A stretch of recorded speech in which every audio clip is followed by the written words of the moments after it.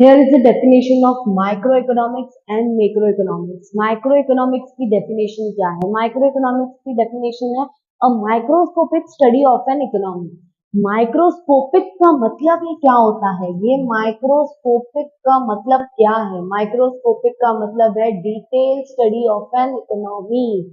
हम स्टडी कर रहे हैं economy as a detail. Detail मतलब माइक्रोस्कोपिक। हम एक साइंटिस्ट भी माइक्रोस्कोप का यूज करता है एक पर्टिकुलर चीज की स्टडी करने के लिए, स्टडी कर रहे हैं, तभी उसका डेफिनेशन दिया है microscopic study of an economy.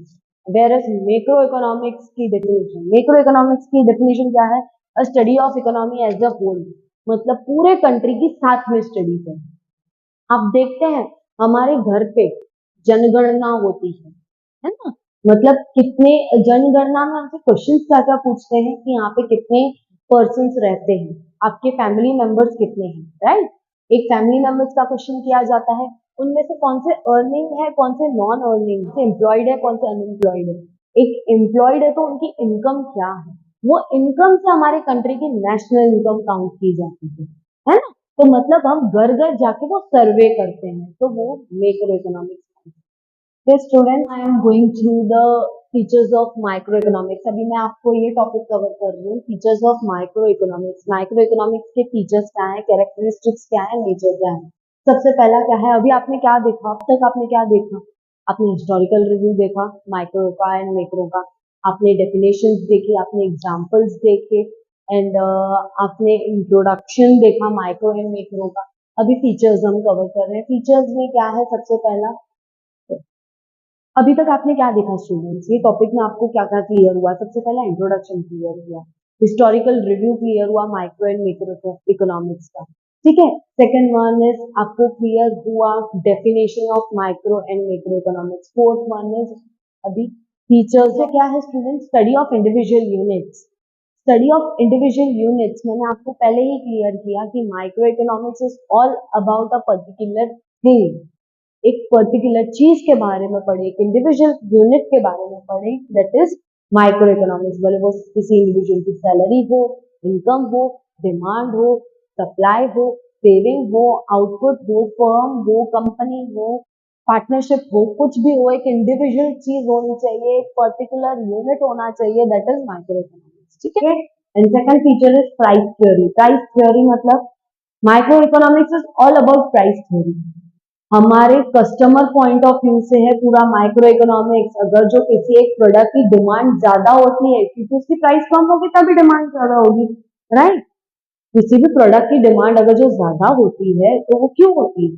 उसकी प्राइस कम होगी तभी उसकी डिमांड ज्यादा होगी, राइट? एंड अगर जो किसी प्रोडक्ट की डिमांड नहीं है, और आई कैन से जीरो है, क्यों ऐसा ऐसा होगी? क्यों?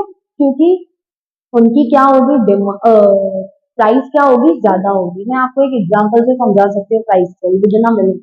ओके, प्राइस थ्योरी का सबसे best example I can say, एक ऐसा प्रोडक्ट है एमआरएफ। एमआरएफ के टायर्स, एमआरएफ के टायर्स हर कोई अफोर्ड कर सकता है क्या? और एमआरएफ के टायर्स या ऐसा कोई ब्रांडेड प्रोडक्ट जैसे लैक्मे के ब्यूटी ब्यूटी प्रोडक्ट्स हो गए, लैक्मे के या नायका के ब्यूटी प्रोडक्ट्स हो गए, तो ऐसे में क्या होता है, वो अफोर्ड नहीं हो सकते, उनकी प्राइस काफी ज्यादा होती है। जो एक मिडिल क्लास गर्ल और एक मिडिल क्लास ड्राइवर वो अफोर्ड नहीं कर सकते एमआरएफ के टायर्स या beauty product.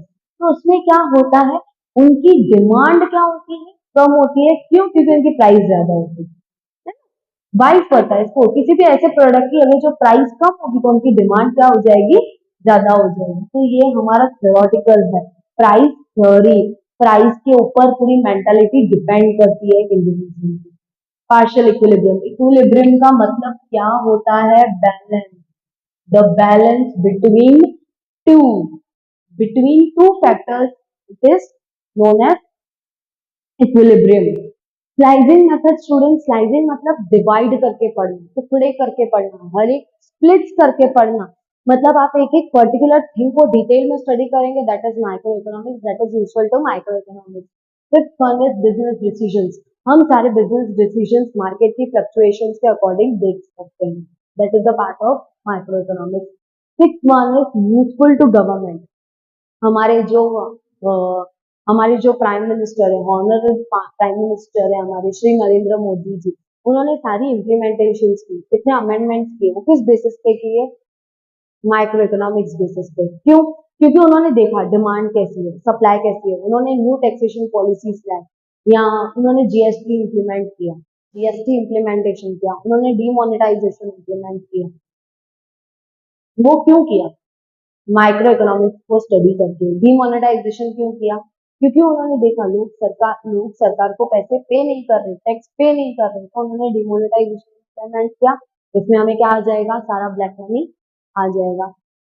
And next one is, उन्होंने जीएसटी क्यों किया? जीएसटी ऑल टैक्सेस में काफी कंफ्यूजन थी, काफी कॉम्प्लिकेशन थी, इसके वजह से उन्होंने सबको हटा के जीएसटी इम्प्लीमेंट किया। उन्होंने नोट किया कि इंडिविजुअल को कितनी तकलीफ जा रही है। एक please focus the student, individual को कितनी तकलीफ जा रही है, दैट इज माइक्रो इकोनॉमिक्स। उन्होंने इंडिविजुअल इंसान के बारे में सोचा, इसीलिए इम्प्लीमेंट किया ना। ओके, क्या होता है students? Basis of welfare of economics का मतलब ही क्या है? वेलफेयर का मतलब क्या है? अच्छाई, मिनिमम वेस्टेज, मैक्सिमम प्रॉफिट।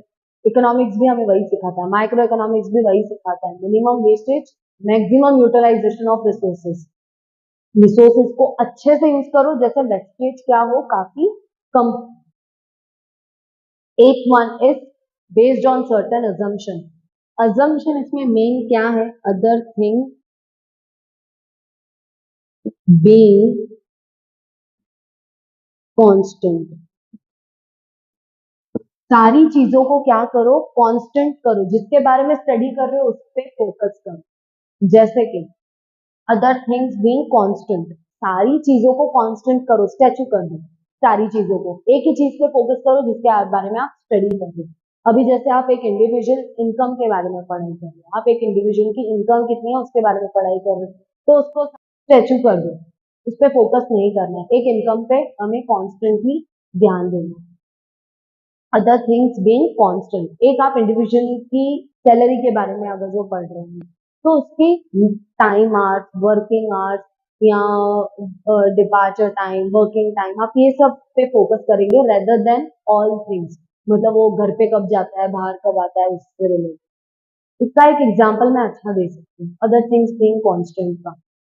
जैसे आप एक डिमांड के बारे में स्टडी करें, एक एक इंडिविजुअल की डिमांड के बारे में स्टडी करें, तो आप उसकी लाइक्स, डिसलाइक्स, उसको क्या पसंद है, क्या नहीं पसंद है, उसके बेसिस पे पढ़ोगे, है ना। उसकी उसकी इच्छाएं क्या है, उसकी डिजायर क्या है, विश क्या है, उसके बारे में पढ़ोगे रेदर देन ऑल थिंग्स कि उसकी इनकम क्या है, ये क्या है, वो क्या है। तो based on certain assumption is other things being constant, जिसके बारे में पढ़ रहे हो उस पे ही फोकस करो, बाकी सबको स्टैचू करो। कॉन्ट्रो इकोनॉमिक्स की जानकारी चाहिए देन प्लीज आप मुझे कमेंट सेक्शन में बता दीजिए, मैं उसका लेक्चर भी अपलोड कर दूँ।